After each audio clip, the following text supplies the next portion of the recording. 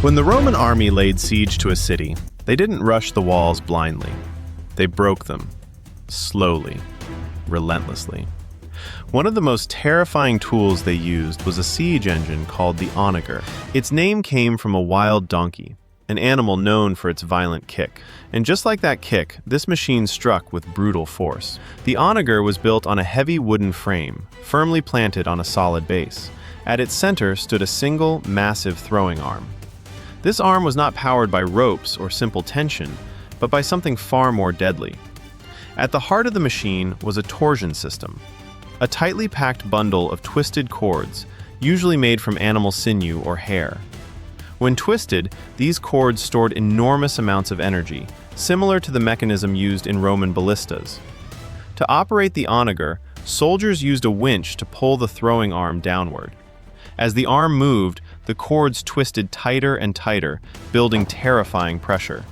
The machine creaked, the wood groaned, and the tension kept rising. When the release was triggered, everything happened in an instant. The arm snapped upward with explosive force. A massive stone projectile was hurled through the air, flying toward enemy walls. Some stones weighed 50 kilograms or more. The recoil was just as violent as the shot itself. The throwing arm slammed into a thick wooden buffer, causing the entire machine to jump backward. The impact was so fierce that it sounded like a thunderclap on the battlefield. This brutal recoil is exactly why the Romans called it the Onager. The Romans used this weapon with deadly precision. They didn't fire randomly. They targeted the same section of wall again and again, weakening stone, cracking foundations, and spreading fear inside the city. The Onager was also used to hurl incendiary materials.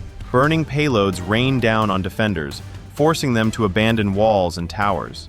Anyone standing too close to the impact zone risked death or dismemberment. This machine was part of a long evolution of ancient siege technology. It belonged to the same family as torsion ballistas and earlier Greek catapults. One of its predecessors was the Scorpio, a smaller but deadly Roman artillery weapon. Our most detailed historical description of the Onager comes from Ammianus Marcellinus, a Roman historian writing in the 4th century AD. By this time, the Onager had become a standard siege weapon of the late Roman Empire. It saw widespread use during the 3rd and 4th centuries and continued its deadly service into the Byzantine era.